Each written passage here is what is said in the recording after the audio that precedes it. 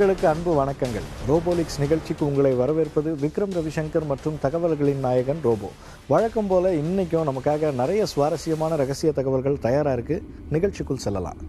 வணக்கம் ரோபோ. வணக்கம் விக்ரம். நாம பேசினதெல்லாம் அப்படியே நடந்துட்டு இருக்கு பாத்தியா?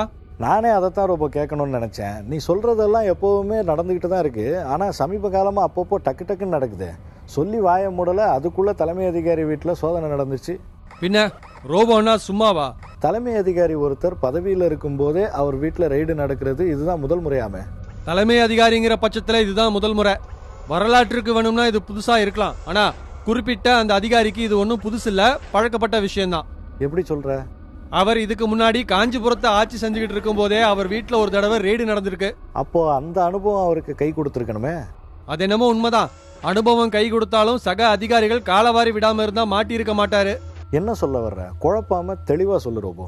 நிச்சயமா விக்ரம், அதுக்கு தானே வந்திருக்கேன். முக்கியமான விஷயம் ஒன்று சொல்றேன் கேளு. பெரும்பாலானோருக்கு இருக்கிற டவுட்டும் கிளியர் ஆகும். ஏன்னா இப்போதைக்கு சமூக வலைதளங்கள்லயும் அதிகமா விவாதிக்கப்படுற விஷயம் இதுவா தான் இருக்கு. எதை சொல்ற நீ? தலைமைச் செயலகத்துல நடந்த சோதனையை பத்தி சொல்ல வரியா? அதேதான் விக்ரம். அது எப்படி சோதனை நடத்தலாம்னு சிலரும், அங்கேயே சோதனை நடத்துற அளவுக்கு விஷயம் கைமீறி போயிடுச்சுன்னு சிலரும், சோதிச்சதுல என்ன தப்பு, சில ஆவணங்கள் கைப்பற்றப்பட்டதும் உண்மைதானேன்னு விதவிதமா விவாதிக்கிறாங்க. ஆனா அங்க சோதனை நடத்தினா உறுதியா ஏதாவது சிக்கும்னு தெரிஞ்சுதான் சோதிச்சிருக்காங்க. இப்போதான் பாயிண்ட்டுக்கு வந்திருக்கேன்னு நினைக்கிறேன். சொல்லு, பின்னணி என்ன? அங்க சோதனை நடத்தினா உங்களுக்கு தேவையானது கிடைக்கும்னு தகவல் கொடுத்ததே இவருக்கு முன்னாடி அந்த பதவியில இருந்த அதிகாரி தானா. அப்படி போடு. அதானே, என்னடா இவ்வளோ கான்ஃபிடென்ட்டா உள்ள நுழைஞ்சிருக்காங்களேன்னு பார்த்தேன். அது மட்டுமல்ல விக்ரம், அந்த ராவ் அதிகாரி வீட்டுல சிக்கின பணத்தை கொண்டு போன அதிகாரிங்க வீட்டை அப்படியே விட்டுட்டாங்களேன்னு விஷயம் தெரிஞ்சவங்க பேசிக்கிறாங்க. ஏன், வீட்டில் என்ன விசேஷம்? வீடே விசேஷம் தான் விக்ரம். ராவ் அதிகாரி சமீபத்துல தான் தன்னுடைய வீட்டை ரெனோவேட் பண்ணியிருக்காரு, அதுவும் 10 கோடி ரூபாய் செலவுல. அடடடா, கணக்கில் 10 கோடி மிஸ் ஆயிடுச்சே. ஏன் ரோபோ, வாஸ்துப்படி எல்லாம் பார்த்து தானே ரெனோவேட் பண்ணாங்க, இல்லை இப்படி ஆயிடுச்சேன்னு கேட்டேன். அதை விட விக்ரம், திடீர் ரெய்டுகளும் கைப்பற்றல்களும் அமோகமா நடந்துட்டு இருக்கிற சூழல்ல அடுத்து எங்கெல்லாம் ரெய்டு நடக்க வாய்ப்பு இருக்குன்னு சொன்னா எவ்வளவு இன்ட்ரெஸ்டிங்கா இருக்கும்.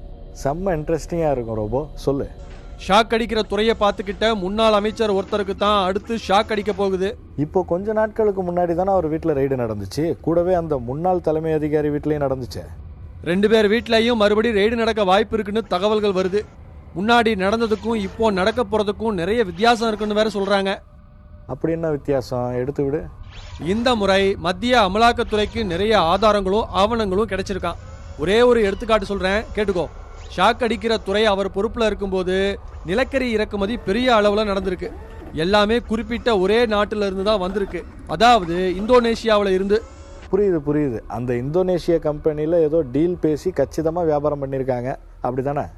அட நீ வேற விக்ரம், அந்த கம்பெனியே அவருடையது தானா. என்ன ரோபோ, அந்த குழந்தையே நீங்க தான்ற மாதிரி சொல்ற. இது தெரியாம இவ்வளவு வெகுளித்தனமா ஒரு கேள்வியை கேட்டுட்டேனே. இப்போ புரியுதா முந்தைய ரெய்டுக்கும் இனி நடக்க போற ரெய்டுக்கும் என்ன வித்தியாசம்னு? நல்லாவே புரியுது ரோபோ. ஆமா, இந்த மாதிரி சிக்கல் எல்லாம் முதன்மை பதவி வகிக்கிறவர் சிக்க மாட்டாரு. ஒருவேளை 2 பேரும் டீ கடை வச்சு முன்னுக்கு வந்தவங்கன்ற அடிப்படையில் அவருக்கு இவர் மேல தனி பாசமோ? பரவாயில்ல விக்ரம், நீயும் நல்லாவே யோசிக்கிற. ஆனா ஏற்கனவே நாம பேசுறதுக்கு நிறைய கதைகள் இருக்கும்போது புதுசா எதுக்கு கதை கட்டுற? அந்த கதையெல்லாம் இழுக்காம பட்டுன்னு நீ சொன்னா நான் ஏன் புதுசா கதை கட்ட போறேன்? அடுத்த கதையை ஆரம்பி. எதுக்கு புதுசா? நீ ஆரம்பிச்சதே நான் கண்டினியூ பண்றேன். சமீபத்துல பெரியவர் சந்திச்ச நம்மாளு 141 பக்கம் மெமரண்டம் மட்டும் படிச்சு காட்டலையா? அதையும் தாண்டி சில விஷயங்கள் பேசி இருக்கிறதா வந்த தகவல்கள் சின்னவங்களை அப்செட் பண்ணிடுச்சான். ஆனா அதை பத்தி எல்லாம் நம்மாளு கவலைப்படுறதா இல்ல. எதுவா இருந்தாலும் சொத்து குவிப்பு வழக்குல வரப்போற தீர்ப்புக்கு அப்புறம் பாத்துக்கலாம்னு தைரியமா இருக்காராம். அது சரி, சின்னவங்க அதுக்கு மட்டுமா அப்செட் ஆனாங்க? லோக்கல்லையே அவங்கள கடுப்பேற்றுற விஷயங்கள் நிறைய நடக்குதாமே. நீ எங்க வர்றன்னு புரியுது விக்ரம். அந்த போஸ்டர் மேட்டர் தானே சொல்ல வர? சத்தியமா நான் எதையும் மனசுல வச்சு கேட்கல. கண்டிப்பா ஏதாவது இருக்கும்னு நினைச்சு சும்மா போட்டு வாங்கினேன். நீ ஆரம்பிச்சுட்ட, அதனால ஒழுங்கா சொல்லிடு. என்ன போஸ்டர் மேட்டரு? அது வேற ஒண்ணுமில்ல விக்ரம். இலை கட்சிக்கு அவங்க தான் தலைமை ஏற்கணும்னு முக்கிய பிரமுகர்கள் கேட்கறாங்க. அவங்களுக்கு ஆதரவா அங்கங்க போஸ்டர்களும் பேனர்களும் வைக்கிறாங்க. ஆனா அந்த போஸ்டர்கள் எல்லாத்துலயும் அவங்க முகத்தை மட்டும் நைட்டோட நைட்டா யாரோ கிழிச்சிடுறாங்களா. அதனாலதான் அப்செட்ல இருக்காங்க. இந்த வேலையெல்லாம் யார் பாக்குறது? அதை தெரிஞ்சுக்கவும் தடுக்கவும் தான் காக்கிகளுக்கு உத்தரவு போட்டிருக்காங்க. இதுல கொடுமை என்னன்னா, போஸ்டர்களை கிழிக்கிறவங்க சொந்த கட்சிக்காரங்க தான் ரோந்து பணிக்கு போனப்போதான் காக்கிகளுக்கும் தெரிய வந்திருக்கு. அவங்கள அரெஸ்ட் பண்ணவா முடியும்? முடிஞ்ச வரைக்கும் போஸ்டர்களையும் பேனர்களையும் கிழிக்க விடாம பத்திரமா பாத்துக்கிறாங்க. பேனர்களை பாதுகாக்க ரோந்து பணியா? அவங்க நிலைமையை பார்த்தியா ரோபோ? இதுக்கே இப்படிங்கிற சமீபத்துல மறைஞ்ச இலைத்தலைமைக்காக நடத்தப்பட்ட காரியத்துல நடந்த சம்பவத்தை கேட்டா காக்கிகளை நினைச்சு நீயே பரிதாபப்படுவ. காக்கிகளுக்கு அப்படி என்ன நடந்துச்சு? கடந்த 17ஆம் தேதி இலைத்தலைமைக்காக தோட்டத்துல நடத்தப்பட்ட காரியத்துக்கு 2500க்கும் மேற்பட்ட கட்சி பிரமுகர்கள் வந்திருந்தாங்க. அத்தனை பேரும் உணவருந்திட்டு போனாங்க. கூடவே ஏஆர் பெட்டாலியன் போன்ற பிரிவுகளைச் சேர்ந்த 200க்கும் மேற்பட்ட காக்கிகளும் மஃப்டியில வரவழைக்கப்பட்டிருந்தாங்க. பாதுகாப்புக்காக வர்றவங்களை எதுக்கு மஃப்டியில வரவழைக்கணும்? வழக்கம் போல அவசரப்படுற பத்தியா, பொறுமையா கேள்வி வைக்கிறோம். கட்சிக்காரங்களுக்கு நடந்த பந்தியில பரிமாறுறதுல இருந்து இலை எடுக்கிற வரைக்கும் அத்தனை வேலைகளையும் அந்த 200 காக்கிகள் தான் செஞ்சிருக்காங்க. அடப்பாமே, என்னென்னலாம் கற்பனைகளோட இந்த வேலைக்கு வந்திருப்பாங்க, அவங்கள போய் இந்த வேலையெல்லாம் செய்ய வச்சிருக்காங்க. வேலை செஞ்ச காக்கிகள் எல்லோரும் நிஜமாவே வருத்தப்பட்டிருப்பாங்க. ஆனா இப்படி ஒரு ஏற்பாட்டை செஞ்சு கொடுத்ததே சிட்டி தலைமை காக்கி தானா. சின்னவங்களுடைய குட் புக்ல இடம் பிடிக்கத்தான் இப்படி செஞ்சிருக்காருன்னு காக்கிகள் வட்டாரம் கிசு கிசுக்குது. அவங்க தலைவரே இப்படி விட்டு கொடுத்துட்டா காக்கிகள் வேற எங்க போவாங்க? சரி, நம்ம ஒரு பிரேக் போலாம் ரோபோ. ரோபோ, அந்த யூனிவர்சிட்டி மேட்ரு என்னாச்சு? நாம தான் தொடர்ந்து பல விஷயங்களை வெளியில கொண்டு வந்தோம். இப்போ அப்டேட் என்ன?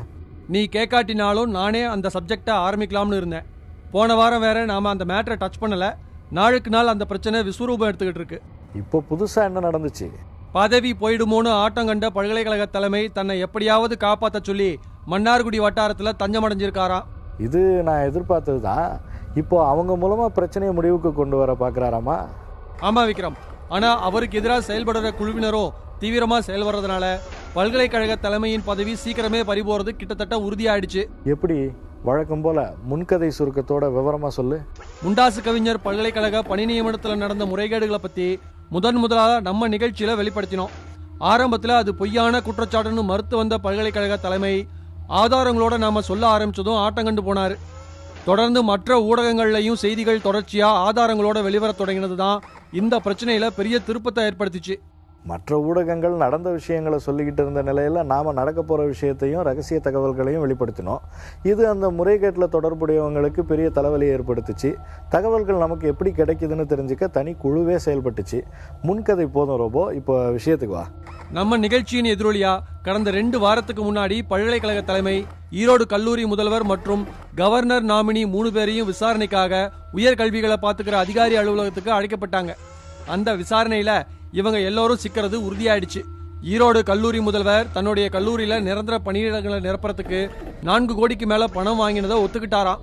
பணம் தன்கிட்ட இல்லைனோ அதை பல்கலைக்கழக தலைமை கிட்ட கொடுத்துட்டதாகவும் துறை செயலாளர் கிட்ட எழுத்துப்பூர்வமா வாக்குமூலம் கொடுத்ததாகவும் சொல்லப்படுது.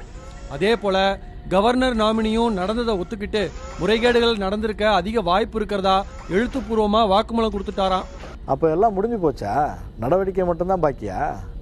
அவசரப்படாத விக்ரம், இப்போதான் ஆரம்பிச்சிருக்கு. இந்த முறைகேட்டை விசாரிக்க ஓய்வு பெற்ற 2 துணைவேந்தர்களையும் பணியில இருக்கிற ஒரு துணைவேந்தரையும் வச்சு உயர்மட்ட விசாரணை குழு அமைக்க ஏற்பாடுகள் நடந்துகிட்டு வருதான்.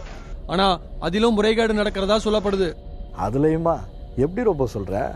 உயர்மட்ட குழுவுல ஓய்வு பெற்ற நீதிபதிகள் இருக்கணும். ஆனா இங்க ஓய்வு பெற்ற நீதிபதிகள் இல்லாம தங்களுக்கு சாதகமான துணைவேந்தர்களை கொண்டு விசாரணை குழு அமைக்க திட்டம் நடக்கிறதா குற்றச்சாட்டு எழுந்திருக்கு. எப்படியாவது தப்பிச்சிடலான்னு பாக்குறாங்க. ஆனா அந்த முயற்சியில தப்புக்கு மேல தப்பு பண்ற மாதிரி தெரியுது. சிக்கிறது உறுதினு தெரிஞ்சதுனால பல்கலைக்கழக தலைமை கடைசி முயற்சியா மன்னார்குடி வட்டாரத்துல தஞ்சமடைஞ்சிருக்காராம். சின்னவங்க உறவினரான டாக்டர் ஒருத்தரை சந்திச்சு தன்னை எப்படியாவது இந்த பிரச்சனையில இருந்து காப்பாற்றணும்னு கேட்டுக்கிட்டாராம். அவரும் அதுக்கு ஒத்துக்கிட்டு சீக்கிரமே ஒரு சந்திப்புக்கு ஏற்பாடு செய்யறதா உறுதி கொடுத்திருக்காரு. உறுதி அளிச்சபடியே ஏற்பாடு செஞ்சுட்டாரு. எதை வச்சு சொல்ற? அதான் அத்தனை பல்கலைக்கழக தலைமைகளும் சின்னவங்களை சந்திச்சு பேசினாங்களே. ஆமா விக்ரம், உண்மைதான். அந்த சந்திப்புக்கு ஏற்பாடு செஞ்சது அதே டாக்டர் தான் பேசிக்கிறாங்க. இப்போ இந்த பிரச்சனையை பத்தியும் பேசியிருக்க வாய்ப்பு இருக்குன்னு தான் சொல்றாங்க. அதனால இப்போதைக்கு பல்கலைக்கழக தலைமை கொஞ்சம் தெம்பா இருக்காராம். இன்னொரு ரகசிய தகவல் என்னன்னா, ஆளுநர் அலுவலகத்துல பணி செய்கிற செயலர் ஒருத்தரும் பல்கலைக்கழக தலைமைக்கு ஆதரவா செயல்படுறதா தகவல்கள் வருது. உயர்மட்ட விசாரணை குழுவை அமைக்க விடாம அவரும் தடுக்கிறாராம். அந்த அதிகாரி ஏன் பல்கலைக்கழக தலைமையை காப்பாற்ற முயற்சி செய்யறாரு? அதை விசாரிக்கும் போதுதான் இன்னொரு உண்மை தெரிய வந்துச்சு. குறிப்பிட்ட அந்த அதிகாரியும் தன் சார்பா 4 பேருக்கு வேலை வாங்கி கொடுத்திருக்காராம். அது மூலமா அவருக்கு லாபம் அடைஞ்சிருக்கிறதால எங்க இந்த முறைகேடு வெளிவந்தா நம்மளும் சிக்கிடுவோமோன்னு பயப்படுறாராம். பெரும்பாலான சிண்டிகேட் உறுப்பினர்களும் பல்கலைக்கழக தலைமைக்கு ஆதரவா இருக்கிறதுக்கு காரணமே முறைகேட்டுல அவங்களுக்கும் தொடர்பு இருக்குன்றதுதான். நேர்மையான சிண்டிகேட் உறுப்பினர்கள் சிலர் நடக்கிறத பார்த்துக்கிட்டு என்ன செய்யறதுன்னு தெரியாம புலம்புறாங்களாம். மன்னார்குடி வட்டாரத்துடைய ஆதரவு, ஆளுநர் அலுவலகத்தில் இருக்கிற அதிகாரியின் தயவு, சிண்டிகேட் உறுப்பினர்களுடைய ஒத்துழைப்பு எல்லாத்தையும் கூட்டி கழிச்சு பார்த்தா தப்பிச்சிடுவாங்க போல இருக்கே. இரு விக்ரம், ஒரு சைடு கதை தானே கேட்டிருக்க, இன்னொரு சைடும் கேட்டுட்டு முடிவு பண்ணு. இந்த முறைகேடு தொடர்பான ஆதாரங்களை உயர்கல்வித்துறை அலுவலகத்துக்கும் ஆளுநர் அலுவலகத்துக்கும் அனுப்புற வேலையில ஒரு குழு தீவிரமா ஈடுபட்டு இருக்கு. முறைகேட்டில் ஈடுபட்ட பல்கலைக்கழக தலைமை மேல நடவடிக்கை எடுக்க வலியுறுத்தி பல்கலைக்கழகத்துல பணி செய்யறவங்க உண்ணாவிரத போராட்டத்தில் ஈடுபடவும் முடிவெடுத்திருக்காங்க. அதெல்லாம் இருக்கட்டும், பிரச்சனை வெளியே வர்றதுக்கு காரணமான அந்த நீலகிரி மாவட்ட கல்லூரி முதல்வர் என்ன பண்றாரு? தப்பிச்சிட்டோன்ற சந்தோஷத்துல இருக்கிறாரு. விசாரணையில ஈரோடு கல்லூரி முதல்வர் மட்டும் சிக்கி இருக்கிற நிலையில தன்னை இந்த விசாரணையில ஈடுபடுத்தாததை நினைச்சு ஆனந்தத்துல இருக்காராம். ஆனா இவரும் சிலர்கிட்ட முன்பணம் வாங்கி இருந்தாரு. பிரச்சனை பெருசாகும் போது பணம் கொடுத்தவங்க விஷயத்தை வெளியே சொல்லி சிக்கலை ஏற்படுத்திடுவாங்களோங்கிற பயம் மட்டும்தான் அவருக்கு இருக்கு. அதனால யார் வந்து கேட்டாலும் பணத்தை கடனாதான் கொடுத்திருக்கேன்னு சொல்லுங்கன்னு சொல்லி வச்சிருக்காரு. அப்போ விசாரணை வளையத்துக்குள்ள நீலகிரி மாவட்ட கல்லூரி முதல்வரையும் கொண்டு வந்தா முறைகேடு பத்தி மேலும் பல தகவல்கள் கிடைக்க வாய்ப்பு இருக்குன்னு சொல்லு. அது மட்டுமல்ல விக்ரம், பிரச்சனையை மூடி மறைக்க பல்வேறு முயற்சிகள் மேற்கொள்ளப்பட்டு வர்றது மட்டுமில்லாம பிரச்சனையை வெளிக்கொண்டு வந்தவங்களுக்கு கொலை மிரட்டல்களும் வருதான். அதனால எதிர்கட்சி தலைவர்கள் தலையிட்டா மட்டும்தான் இந்த பிரச்சனைக்கு சரியான தீர்வு கிடைக்கும்னு பாதிக்கப்பட்டவங்க சொல்றாங்க. ஓகே ரோபோ, இந்த விவகாரத்துல அடுத்தடுத்து என்னென்ன நடக்குதுன்னு பொறுத்திருந்து பார்ப்போம். இப்போ அடுத்த மேட்டருக்கு போலாம். காக்கி துறையில ஒரு குறிப்பிட்ட பிரிவுக்கு புதுசா வந்த தலைமை அதிகாரி தன் துறையில பெண் காக்கிகளே இருக்கக்கூடாதுன்ற முடிவுக்கு வந்ததை பத்தி பேசணுமே, ஞாபகம் இருக்கா? ஆமா, ஃபுட்சல் பிரிவுல தானே ஒரு 4-5 வாரத்துக்கு முன்னாடி பேசணும்னு நினைக்கிறேன். இப்போ என்னதுக்கு? அந்த விவகாரம் பெரும் பிரச்சனை ஆயிடுச்சு விக்ரம். நீதிமன்றம் வரைக்கும் போயிடுச்சுன்னா பாத்துக்கோ. பெண் காக்கிகள் தவிர்க்கப்படுறதுக்கான விளக்கத்தை அந்த அதிகாரி கொடுத்தே ஆகணும்னு கோர்ட் உத்தரவு போட்டிருக்கு. ஓ, அவ்வளோ தூரம் போயிடுச்சா? சூப்பர் ரோபோ, என்னதான் விளக்கம் கொடுக்க போறாருன்னு பாப்போமே. இத்தனைக்கும் பெண்கள் முன்னேற்றத்தை பத்தி புத்தகம் எழுதி வெளியிட்டு அதுக்கு பரிசுகள் எல்லாம் வாங்கினவர் தான் அந்த அதிகாரி. ஊருக்கு தான் உபதேசம்னு சரியாக தான் சொல்லி வச்சிருக்காங்க. சரி ரோபோ, ஒரு பிரேக் போயிட்டு வந்து அடுத்தடுத்த மேட்டர்களை கண்டினியூ பண்ணலாம். ஏன் ரோபோ, போன வாரம் பேசின தேனி கஞ்சா காக்கிகளை பற்றின மேட்ரு செம்ம எஃபெக்ட் போல.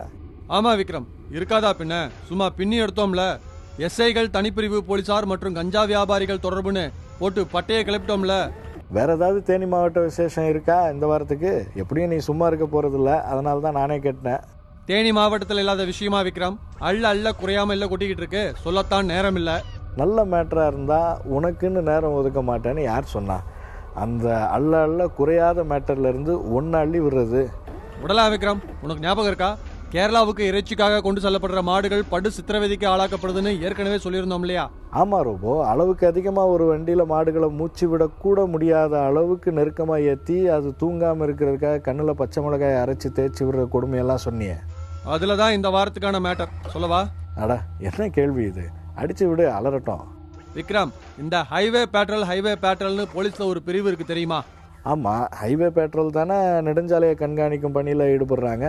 ஒரு பச்சை வண்டியில டாப்ல கலர் கலரான லைட்டை எரிய விட்டுக்கிட்டு சாலையோரம் நின்றுகிட்டு இருப்பாங்களே, அவங்க தானே? பரவாயில்ல, நீயும் நெடுஞ்சாலை பயணத்துல கொரட்டை விட்டு தூங்காம 2 பக்கமும் வேடிக்கை பார்த்துட்டு தான் வர்றேன்னு ஒத்துக்கிறேன். நல்லா சொன்னப்போ. நாம வண்டியில தூங்கிட்டு போனா நம்ம வேலை உருப்பிடுமா? எல்லாருக்கும் 2 கண்ணு 2 காதுன்னா நமக்கு உடம்பெல்லாம் கண்ணும் காதுமா இருக்க வேணாமா robo? Super Vikram, keep it up. இப்போ நம்ம விஷயத்துக்கு வருவோம். அவங்க தான் ஹைவேல போற வர்ற வாகனங்களை கண்காணிக்கணும். ஓவர் ஸ்பீடில் துவங்கி ஓவர்லோட், சந்தேகத்துக்குரிய வாகனங்களை சோதனை செய்யறது, நெடுஞ்சாலை ஆக்சிடென்ட்னா உடனே ஸ்பாட்டுக்கு போறதுன்னு நிறைய வேலைகள் அவங்களுக்கு இருக்கு. ஆனா அவங்க வேற வேலை எதையோ செய்யறாங்கன்னு உன் பேச்சுல இருந்து நல்லா தெரியுது. என்னன்னு சொல்லிடு. தேனி மாவட்ட ஹைவே பேட்ரோல் காக்கிங்க என்ன பண்றாங்க தெரியுமா? போச்சுடா, இனி அந்த பிரிவோட கதை கந்தலாக போகுதுன்னு தெரியுது, சொல்லு. தேனி, போடி, உத்தமபாளையம், பெரியகுளம், ஆண்டிப்பட்டின்னு மாவட்டத்தோட ஒவ்வொரு மூலைக்கும் ஒரு ஹைவே பேட்ரோல் செலக்ஷன் செயல்பட்டு வருது. அவங்க நடத்துற வசூல் வேட்டைக்கு அளவே இல்லாம போச்சு விக்ரம். ஒரு வண்டியை விடாம வண்டிக்கு தகுந்த மாதிரி, வண்டிக்காரர் செய்யற விதிமீறலுக்கு தகுந்த மாதிரி வசூல் பண்றாங்களாம். அப்போ நெடுஞ்சாலை வாகன விதிகளை வாகன ஓட்டிகள் கடைபிடிக்கிறாங்களான்னு பார்க்க வேண்டியவங்களே பணத்தை வாங்கிட்டு விதிமீறலுக்கு வழிவிடுறாங்கன்னு சொல்லு. அப்படிதான் விக்ரம். இப்போ ஒருத்தர் செம்ம போதையில வண்டி ஓட்டிட்டு போறாருன்னு வச்சுக்கோ. காசை வாங்கிட்டு விட்டுட்டா ஒன்னு அவர் யாரையாவது மோதி சாகடிப்பாரு, இல்ல எந்த வண்டியிலையாவது மோதி அவரு சாவாரு, கூட இருக்கிறவங்களையும் சாகடிப்பாரு. நல்லா நறுக்குன்னு சொன்ன ரோபோ. இது ஒரு பக்கம் நடந்துகிட்டு இருக்க, இப்போ புது வசூல் வேட்டை ஒன்று ஆரம்பமாயிருக்கு. விதிமீறலுக்கு வசூல்ன்றதே படு மோசமான விஷயம், கேவலம். அதுல புதுசு வேறையா? சொல்லு. இப்போதான் நான் சொல்ல ஆரம்பிச்ச மாடுகள் கொண்டு போற வண்டிகள் சீன் வருது. அதாவது ஒவ்வொரு புதன்கிழமையும் தேனி மாவட்டத்தில் இருக்கிற ஹைவே பேட்ரோல் லொகேஷன் எங்கன்னு ஸ்பெஷல் பிரான்ச் மற்றும் கண்ட்ரோல் ரூம்ல இருந்து கேட்டா ஒவ்வொரு பேட்ரோலும் பல்வேறு லொகேஷன்ல தான் சொல்லுவாங்க. ஆனா எல்லோரும் அங்கங்க தேனி, குமுளி, கம்பம்மெட்டு, போடிமெட்டு ரோட்ல தான் வண்டியை போட்டு நிப்பாங்க. சுவாரஸ்யமா இருக்கே. சரி, வண்டியை போட்டு எதுக்கு நிக்கிறாங்க? மாட்டு வண்டிக்கு தான். மாட்டு வண்டிக்கா? ஓ, கேரளாவுக்கு இறைச்சிக்காக மாடுகளை ஏற்றி கொண்டு போற வண்டிகள்னு தெளிவா சொல்லு. நீ தான் தெளிவில்லாம இருக்கிற விக்ரம். மேயர்களும் அதிகாரிகளும் தெளிவா தான் இருக்காங்க. அப்படி புதன்கிழமை தோறும் தமிழகத்துல இருந்து தேனி மாவட்டத்துக்குள்ள நுழைஞ்சி தேனியில இருந்து கேரளாவுக்கு குறைஞ்சது 200 முதல் 500 லாரிங்க இறைச்சிக்காக மாடுகளையும் எருமை மாடுகளையும் ஏத்திக்கிட்டு கேரளாவுக்குள்ள போகுது. அதாவது தமிழகத்தின் தேனி மாவட்டம் கேரளாவின் இடுக்கி மாவட்டத்தோட இணைக்கிற குமிழி, கம்பம்மெட்டு, போடிமெட்டு வழியா போறதால எல்லா ஹைவே பேட்ரோலும் அந்த பாதையில நிப்பாங்க. அப்போ மாவட்டத்துல வேற எங்க எது நடந்தாலும் அவங்களுக்கு கவலை இல்லை, அப்படித்தானே? அதெல்லாம் நீ ஏன் கேட்குற? விஷயத்தை மட்டும் கேளு. மாட்டு லாரி ஒன்று வருது, இந்த ஹைவே பேட்ரோல் லைட் மின்றதை பார்க்குது. மாட்டு லாரி ஓரமாக நிற்குது. வண்டியில இருந்து ஒருத்தன் இறங்கி ஓடுறான். 500 முதல் 1000 வரைக்கும் கொடுக்குறான். மாட்டு வண்டி கேரளாவுக்குள்ளே போய்கிட்டே இருக்கு. ஓ, உக்காந்த இடத்துல காசு, என்ன சுகம். அப்படி என்னதான் மாட்டு லாரிகள் விதிகளை மீறுறாங்க? விக்ரம், ஒரு லாரியில் 14 மாடுகள் தான் ஏற்றிக்கிட்டு போகணும், அதுதான் விதி. இறைச்சிக்காக கொண்டு போகிற மாடுகளே ஆனாலும் அதுங்க சாகர வரைக்கும் சுகமாக பயணம் பண்ணணும், நெரிசல் இல்லாமல் இருக்கணும். ஆனால் இப்போ கேரளாவுக்கு மாடுகள் கொண்டு போகிற லாரியோட பாடி பில்டிங்கே வேற மாதிரி நீளமாக இருக்கும். குறைஞ்சது 25 மாடுகள் அதில் போகும். சரி, வண்டிக்கு 1000 ரூபானா தேனி மாவட்ட ஹைவே பெட்ரோல்களுக்கு லட்சங்களில் வசூலாகுமே. அதுவும் வண்டிக்குள்ளே உட்காந்துக்கிட்டே பயங்கரம்தான். இது வழக்கமான வாரங்களில் தான் Vikram. Christmas, Ramzan, Bakrid, new year, ஓணம்னு பண்டிகை காலங்களில் சும்மா குவியும் விக்ரம். இப்போ புரியுதா தேனி மாவட்ட ஹைவே பெட்ரோல் வண்டிகள் எல்லாம் கேரளா இணைப்பு சாலையிலேயே ஏன் நிற்குதுன்னு? இப்போ கிறிஸ்மஸ் காலம்ல இவங்க காட்டில் மழை தான். மாடுகளும் எருமைகளும் தான் சாகரத்துக்கு முன்னாடி ஒவ்வொரு நொடியும் செத்து செத்து பயணமாகி போகுதுங்க. இரக்கமில்லாத விஷயமா இருக்கே ரோபோ. ஆமாம், இப்படி ஹைவே பெட்ரோல் மட்டும் இல்லாமல் இணைப்பு சாலைகளில் செக் போஸ்ட் வேறு இருக்குமே, அங்கே எப்படி? அங்கேயும் அப்படிதான். உதாரணத்துக்கு குமுளி சாலையை எடுத்துக்கிட்டோம்னா லோயர்ல ஆரம்பிச்சு குமுளி வரைக்கும் 3 செக் போஸ்ட் இருக்கு. அதுல வனத்துறை செக் போஸ்டும் 1. எல்லாத்துக்கும் 1000 படி அளக்கணும். இது மாட்டு வியாபாரிகளை பாதிக்காதா? நல்லா கேட்ட. மாட்டு வியாபாரம்னா சும்மா 5-10 ரூபாய் வியாபாரம்னு நினைச்சியா? கோடிகள் விக்ரம், கோடிகள். என்ன ரோபோ சொல்ற? கோடிகளா? ஆமா விக்ரம். ஒரு மாடு 50,000 75,000 வரைக்கும் போகும். ஒரு மாட்டு வண்டியில 25 மாடுகள். கணக்கு போடு. ஒரு லாரி மாடுகள் லோடு மட்டும் எத்தனை லட்சம்னு. ஒரு லோடே இவ்வளவுனா வாரம் 500 லோடு. பல கோடிகள் வருது ரோபோ. கூடவே தலையும் சுத்துது. ஆமா, இப்படி அதிகப்படியான மாடுகளை கொண்டு போறதுனால வியாபாரிக்கு என்ன லாபம்? புரிஞ்சுதான் கேக்குறியா? இப்போ 14 மாடு ஏத்துற லாரியில 10 மாடு அதிகம் ஏத்துறாங்க. ஒவ்வொரு லாரிக்கும் 10 மாடு அதிகம் போச்சுன்னா எத்தனை லோடு மிச்சம்? எரிபொருள் செலவு, டீசல், டிரைவர் படி, ஹைவே பெட்ரோல் செக் போஸ்ட், இப்படி கணக்கு போட்டா இந்த மாமூல் காசு வியாபாரிக்கு தூசு மாதிரி. அப்போ மாட்டு வியாபாரிங்க பெரிய ஆட்களா தான் இருப்பாங்க போல. ஆமா விக்ரம். ஆவுன்னா மினிஸ்டர் வரைக்கும் பேசுறாங்கன்னா பாரு. சரி, அவங்கள விடு. மாடுகள் பாவம், இதை தடுக்க என்ன வழி? மாவட்டத்தை கண்காணிக்கிற அதிகாரிகள் தான் இதை கவனிக்கணும். விலங்குகள் ஆர்வலர்களும் கண்காணிக்கலாம். அவங்க யாரும் கவனிச்சு தடுக்கலைன்னா மாட்டு வியாபாரிங்க கவனிச்சு சரி கட்டிட்டாங்கன்னு வெளியில பேசிக்குவாங்க. சரியா சொன்ன விக்ரம், அப்படிதான் பேசுவாங்க. கடைசியா நாம எப்பவும் ஒன்னு சொல்லி முடிப்போமே. இரு ரோபோ, நானே சொல்லி முடிக்கிறேன். ஏதோ நாங்க சொல்றத சொல்லிட்டோம். ஹைவே பெட்ரோல்ல இருந்து செக் போஸ்ட் வரைக்கும் கவனிச்சு களை எடுக்கிறது உங்க பாடு, இல்லைன்னா உங்களுக்கும் பங்குண்டு. கரெக்டு தானே? நல்லா முடிச்சிட்ட விக்ரம். இன்னும் நிறைய தகவல்களோட அடுத்த நிகழ்ச்சியில சந்திக்கலாம். நன்றி. நன்றி ரோபோ. நேயர்களே, நம்ம நிகழ்ச்சி தொடர்பான உங்கள் கருத்துக்களை robo@newgenmedia.in மின்னஞ்சல் முகவரிக்கு எழுதி அனுப்புங்க. மற்றொரு நிகழ்ச்சியில் சந்திக்கலாம். நன்றி.